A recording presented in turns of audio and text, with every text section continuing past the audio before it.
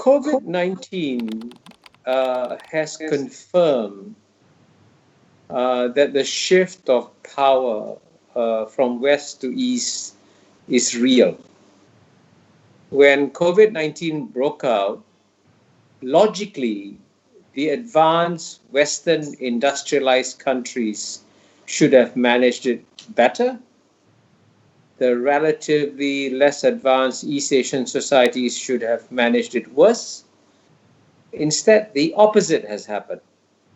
Because if you look at death rates per million from COVID-19 as a leading indicator of competence, in many European countries is between 7 to 800. In the US, I think it's also above 700. Whereas in most East Asian countries, whether it's China, South Korea, Taiwan, Hong Kong, Singapore, even Australia, New Zealand, it's less than 10. Japan is 15. So the sheer gap in the performance in managing the COVID-19 is what I call a leading indicator that the emergence of the 21st century as the Asian century has been confirmed by COVID-19.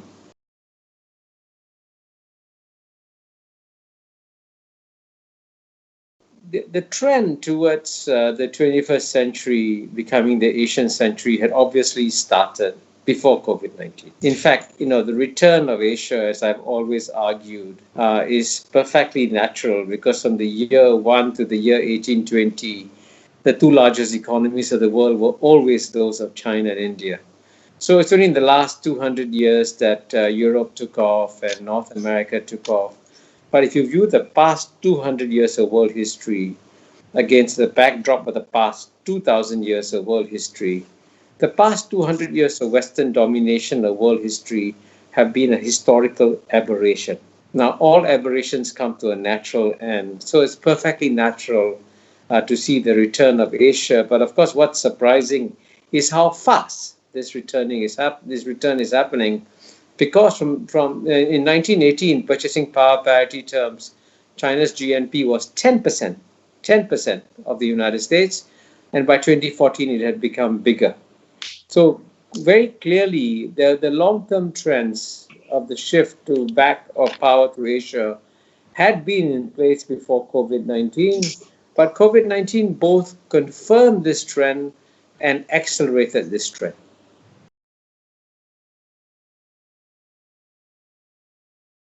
On the question of the Thucydides trap and on whether or not US-China geopolitical contests will get worse in the coming decades.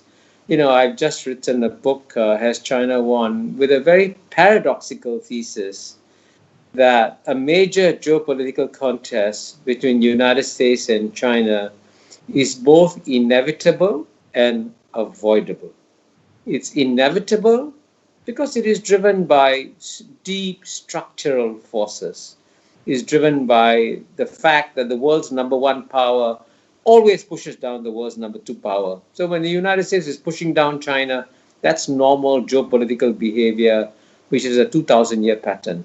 Secondly, there has been the fear of the yellow peril, the fear of a non-Western power becoming number one. And thirdly, there's a bipartisan consensus in the United States among both the Democrats and the Republicans that the US should stand up to China. And that's why it doesn't matter whether it's Trump or Biden, the geopolitical contest will continue. So there are powerful structural forces making this contest inevitable, but it is also avoidable. And if the goal of the United States, primary goal of the United States is to improve the well-being of its people rather than to preserve its primacy in the global system, then frankly, the United States should focus on the well-being of its people and reduce the investment in this geopolitical contest against China. And at the same time, the common global challenges that humanity faces today are much more important than bilateral geopolitical differences. So, for example, global warming is a serious challenge. No one country can solve it alone. And frankly, the US and China should come together to fight bigger challenges like global warming in the long term, and frankly, even COVID-19 in the short term.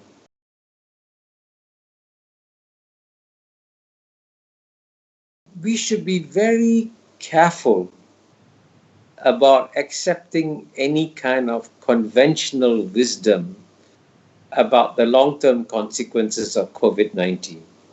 For example, it is conventional wisdom that COVID-19 showed the danger of relying on supply chains coming from China, and therefore everybody says that people are going to shift their production out of China to move it from just in time to just in case and diversify their production in China. So this, of course, some of this will happen, has happened, and will continue to happen.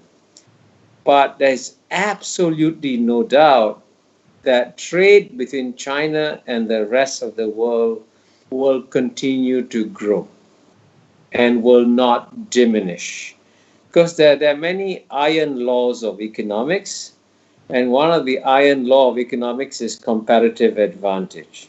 So if you want to manufacture an iPhone and you want to make the maximum amount of profits like this iPhone, you try and get your parts from China, and the quality and price of these spare parts cannot be matched by any country in the world. So as a result of that, in many areas, the global reliance on China as the world's factory will not diminish. And even though much of conventional wisdom says that globalization will either be reduced or reversed after COVID-19, I take the opposite view. Globalization will be accelerated after COVID-19 is over. The question of the challenge of inequality is a very real challenge. But why has to take the United States as a specific example, why has the United States become the only major developed country where the average income of the bottom 50% has gone down over a 30-year period? And the simple answer is a painful one for many Americans to accept, and to some extent, many in the West to accept, which is that the West chose to go to sleep at precisely the moment when China and India decided to wake up. Because what happened was that there was an unfortunate coincidence of two major historical moments, the end of history moment and the return of history moment. And because the West thought it was experiencing an end of history moment, they thought the West had triumphed. The West need not have to make any strategic adjustments or adaptations to a new world. The West went to sleep after reading Francis Fukuyama's essay. But he went to sleep in the 1990s at precisely the moment when China and India and the rest of Asia were waking up. And as a result of that, the Western governments did not protect their own populations, especially did not protect their working classes from new competition that was coming from China, India, and the rest of Asia. And the consequence of the inequality that we see, for example, in the United States, is a result of the failure of Western governments, especially the American government.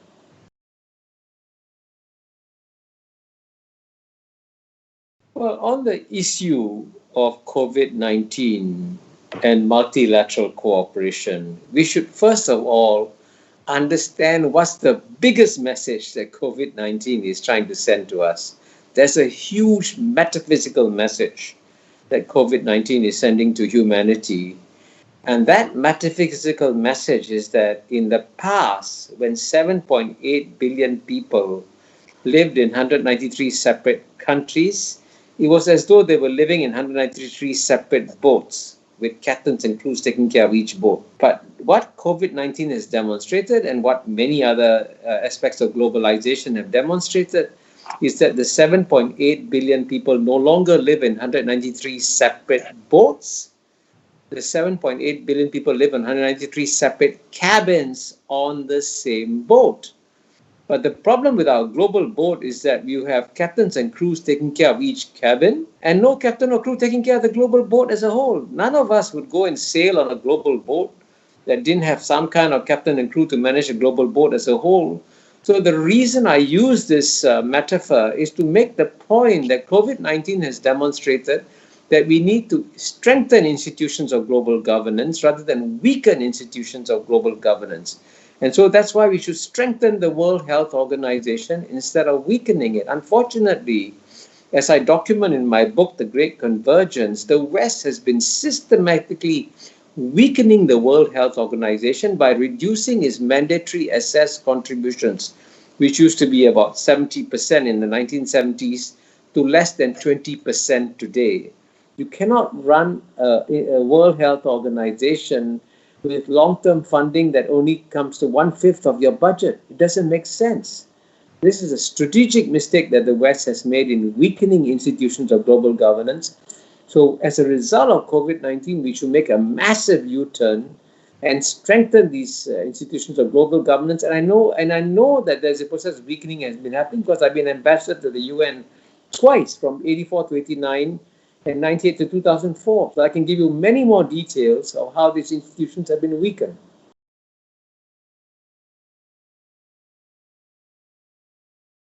How China will behave on the issue of multilateral cooperation and global governance will depend on how China is treated in the next decade or two.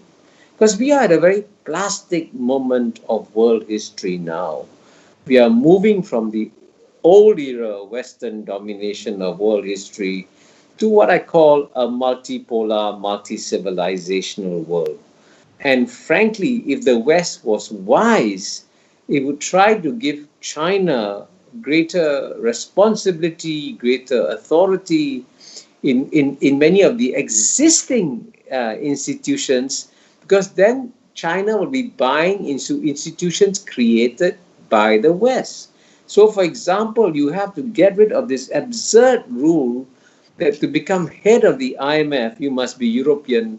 To become head of the World Bank, you must be American, and no Asian and no Chinese qualify. So if you deny China a role in existing Western created institutions of global governance, it's perfectly natural for China to hedge its bets and create alternative institutions. And it has so far created two: the Asian Infrastructure Investment Bank, AIIB, and the New Development Bank, together with the BRICS countries. And the results so far show that institutions of global governance like AIIB and NDB, which have been created in China, are actually better run than IMF and the World Bank. There's no doubt that the biggest challenge that the world faces as a whole, that humanity faces as a whole, is global warming. And global warming is happening today not just because of the new flows of greenhouse gas emissions coming from China, India, and the newly developing countries, but global warming is also a result of the stock of greenhouse gas emissions that the Western countries have put in the atmosphere, since the Industrial Revolution. And this is documented by scientists. So if you want China and India to pay an economic price for the new flows of greenhouse gas emissions, then the Western industrial countries should, as a matter of justice, pay an economic price for the stock that they have put up in the atmosphere. And as you know, it's politically impossible for most Western democracies to tell their citizens to pay an economic cost for what their grandfathers and great-grandfathers did with the atmosphere. And that's why, as you know, the United States has very tragically and very irresponsibly walked away from the Paris Climate Accord. And frankly, when the United States walked away from the Paris Climate Accord, the logical thing for China and India to do should have been to also walk away from the Paris Climate Accord and say, well, if the richest country, the United States, doesn't want to take on its global responsibilities, why should China take it on? And what is shocking is that China has decided to stay in in the Paris Climate Accord. And not only has China decided to stay in, China has increased the obligations to itself. And the President Xi Jinping has announced that China will have a zero carbon, reach a zero carbon level by 2060. That's amazing. Now, can you imagine a world where all the major countries join China in making such a commitment? And I must say, European countries have been responsible by and large when it comes to global warming, but the United States has not been responsible. And it's time for the Europeans, who are the best friends of the United States, to speak candidly to the United States and tell the United States that its actions are incredibly irresponsible on the issue of global warming. But I'm glad that Biden is coming back to join the Paris Climate Accord.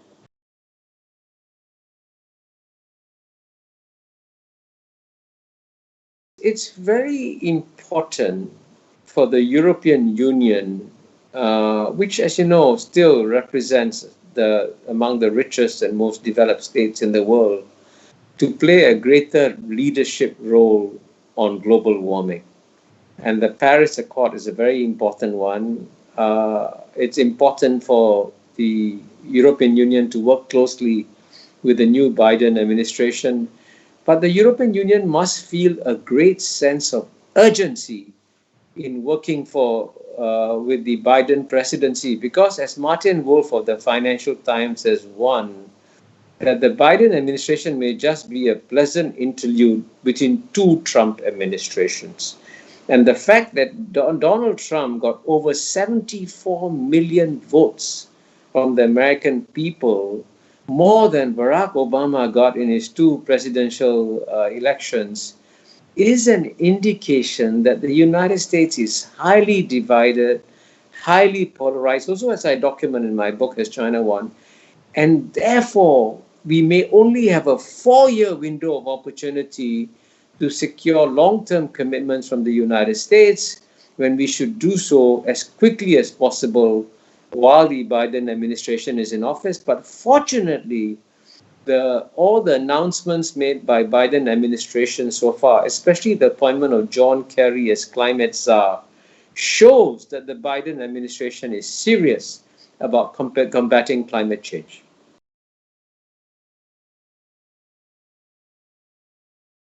It's very important for the Biden administration people to recognize that at the end of the day, if they want their policies to endure after the Biden administration goes, they must educate the American people.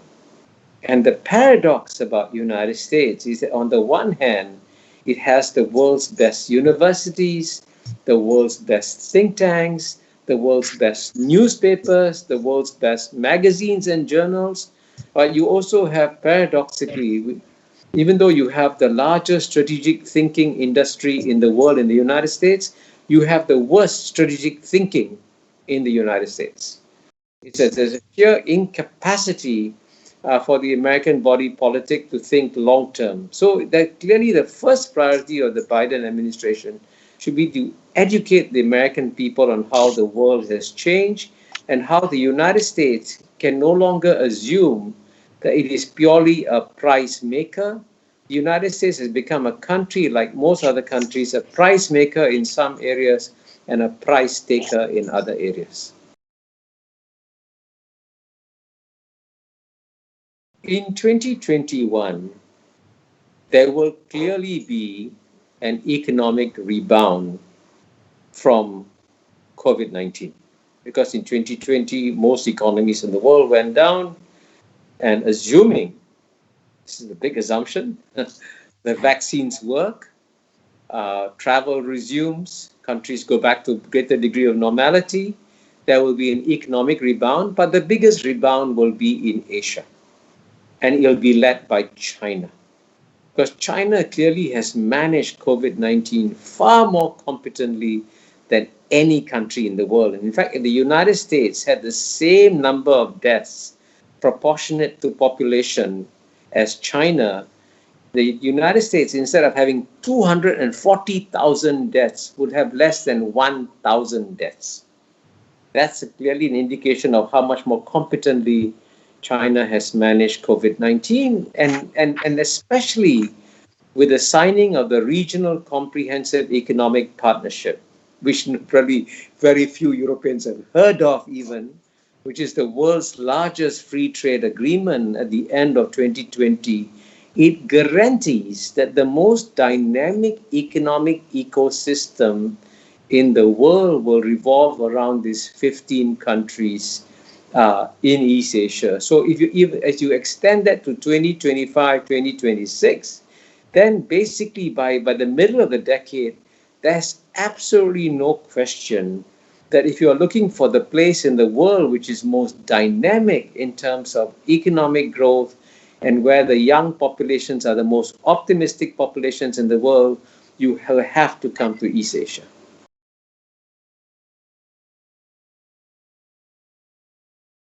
The Chinese word for crisis is actually brilliant. It's a combination of two characters, danger and opportunity. So, COVID 19 has obviously presented a great danger to the world. Sadly, over a million people have died from it. But it also provides a magnificent opportunity for the humanity to recognize that we are all now on the same boat, that it doesn't matter whether we live in Latin America, Africa, or Asia, or Europe, we're going to be affected by the same viruses. So, if COVID 19 is sending one metaphysical message to humanity, it is that humanity as a whole has to come together to cooperate. And if you try to rebuild global cooperation from the start, you would fail. Therefore, let's take advantage of the very wonderful institutions that the West gifted to the world at the end of 1945, especially the UN family of institutions, and work to strengthen them rather than to undermine them.